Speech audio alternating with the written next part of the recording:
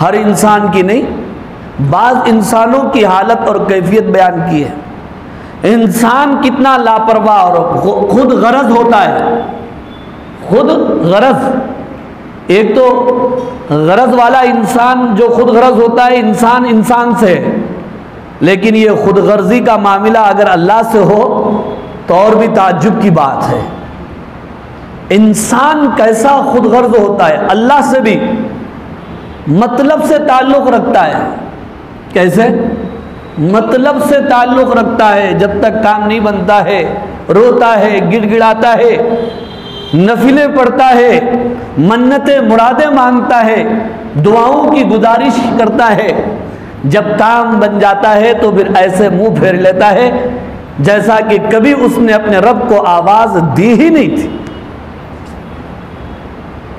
پھر وہی غیر اللہ کے اوپر ایمان اور یقین، پھر وہی غیروں سے تعلقات کے مذاکرے، وہی اپنے نغمے گانے لگتا ہے، یا تو اپنی بڑائی یا پھر غیر اللہ کا تذکرہ کرنا شروع کر دیتا ہے، اسباب کا تذکرہ کرنا شروع کر دیتا ہے۔ انسان کی یہ کیفیت ہے۔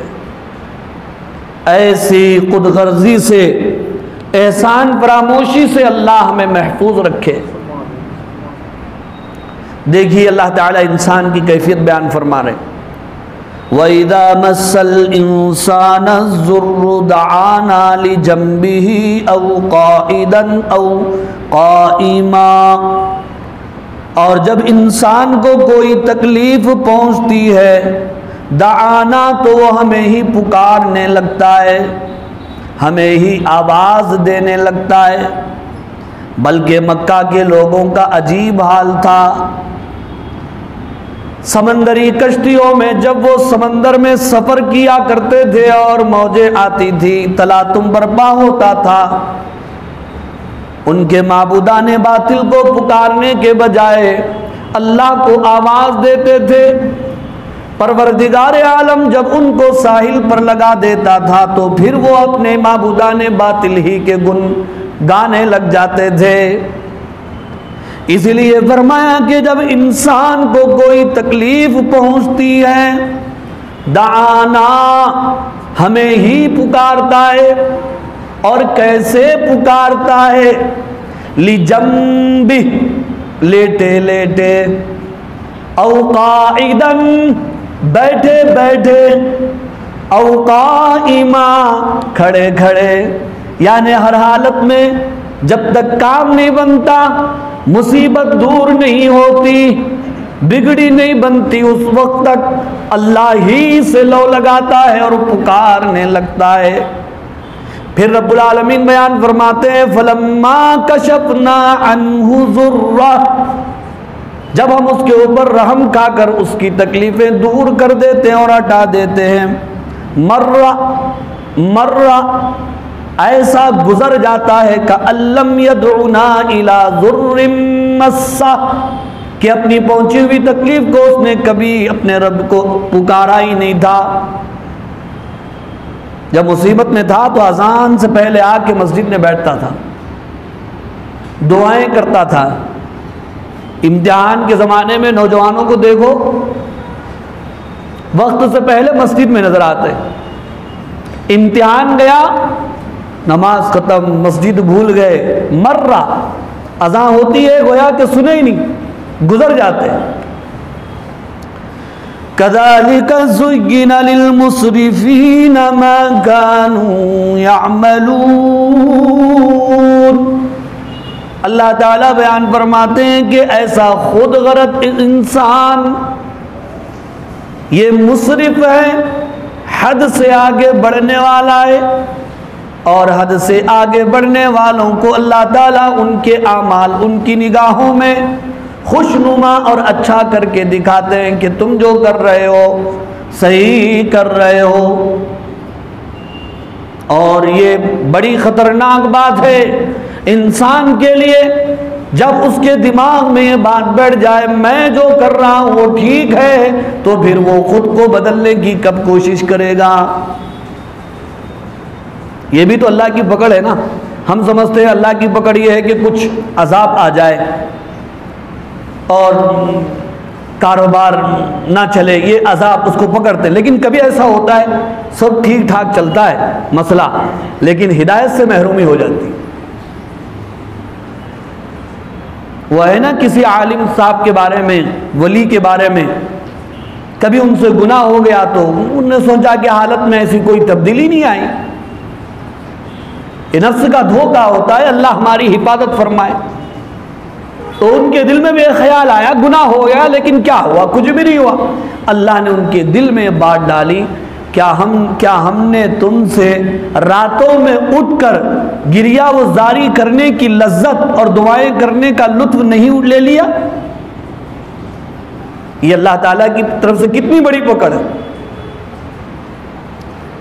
پھر اس کے بعد اللہ تعالیٰ مکے کے نافرمانوں سے مخاطب فرماتے ہیں وَلَقَدْ أَهْلَكْنَا الْقُرُونَ مِن قَبْلِكُمْ لَمَّا ظَلَمُوا، اور یقیناً ہم نے تم سے پہلے کئی بستیوں کو تباہ کر دیا جب انہوں نے ظلم اور ستم کیا۔ ظلم سے مراد کفر اور شرک ہے۔ سب سے بڑا ظلم دنیا میں کیا ہے؟ مسلمان یہ سمجھتا ہے سب سے بڑا ظلم یہ ہے کہ مسلمانوں کو ذبح کیا جائے، یہ ہم سب سے بڑا ظلم سمجھتے ہیں نا، لیکن قرآن سے پوچھو قرآن کیا کہتا ہے؟ ان الشرک لظلم عظیم، شرک سب سے بڑا ظلم ہے، اور مسلمان اس سب سے بڑے ظلم میں مبتلا ہے یا نہیں ہے؟ تو سب سے بڑے ظالم تو ہم ہی نکلے، اب تک توحید میں اور ایمان میں کھڑے نہیں اترے۔ اس لیے اللہ نے بیان فرمایا کہ جب پچھلی بستیوں نے ظلم کیا کفر اور شرک کر کے تو ہم نے بھی ان کو تباہ کر دیا۔ ہوا کیا تھا؟ وَجَاءَتْهُمْ رُسُلُهُمْ بِالْبَيِّنَاتِ، جب ان کے رسول اور پیغمبر ان کے پاس آئے اللہ کی نشانیاں لے کر، کتابیں لے کر، ایمان لے کر، معجزے لے کر، آیات قدرت لے کر، وَمَا كَانُوا لِيُؤْمِنُوا، وہ ایمان نہیں لائے، اس لیے ہم نے ان کو تباہ کر دیا۔ لہٰذا اے مکے والو کان کھول کر سن لو، ہمارا تو اصول اور دستور ہے کہ یہ چاہے وہ مکے والے ہوں چاہے وہ ہندوستان والے ہوں، کذالک نجزی القوم المجرمین، اصول ہم مجرموں کو ایسے ہی سزا دیتے ہیں۔ پھر اللہ تعالیٰ ایک بیان مکے والوں سے، آج سے 1400 سال پہلے اللہ نے قرآن اترتے وقت کہا تھا، اب یہ آیت ہم سے کہہ رہی ہے۔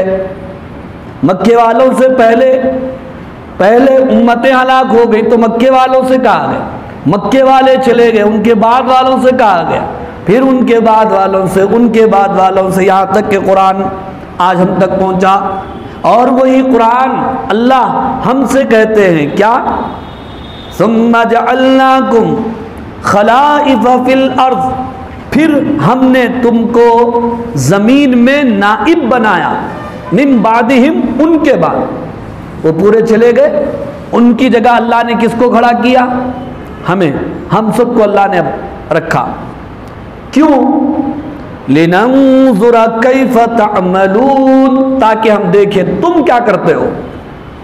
اب یہ ہم سے ہے سوال، وہ تو چلے گئے، ان کی داستان ختم ہو گئی، لننظر تعملون، اب اللہ یہ کہتے ہیں کہ ان کی جگہ ہم نے تم کو لایا، اب ہم دیکھتے ہیں کہ تم کیا کرتے ہو، تمہارا عمل کیا ہوتا ہے۔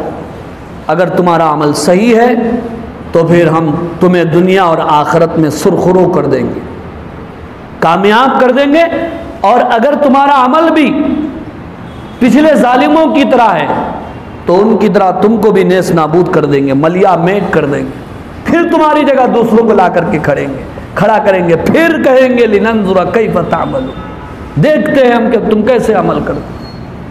بہرحال بزرگوں اور عزیز دوستو، یہ سورہ یونس کی آیت نمبر 11 تا 14 تھی جن کی تفسیر آپ حضرات کے سامنے پیش ہوئی، جن میں ہم سب کے لیے بہت سارے پیغام ہیں، درس ہیں۔ دعا فرمائیے اللہ تعالیٰ سے، اللہ تعالیٰ ہمیں کامل ایمان و یقین، تقوی و طہارت، صحت و عافیت کی دولت سے مالا مال فرمائے۔ ہمیں ہماری نسلوں میں اولیاء، اتقیاء، اصفیاء، علماء، مجاہدین و مبلغین پیدا فرمائے، ہم سب کا حسن خاتمہ فرمائے، ہماری جملہ بیماریوں، پریشانیوں اور وباؤں کو دور فرمائے، محض اپنے فضل و کرم سے ہمیں جنت عطا فرمائے۔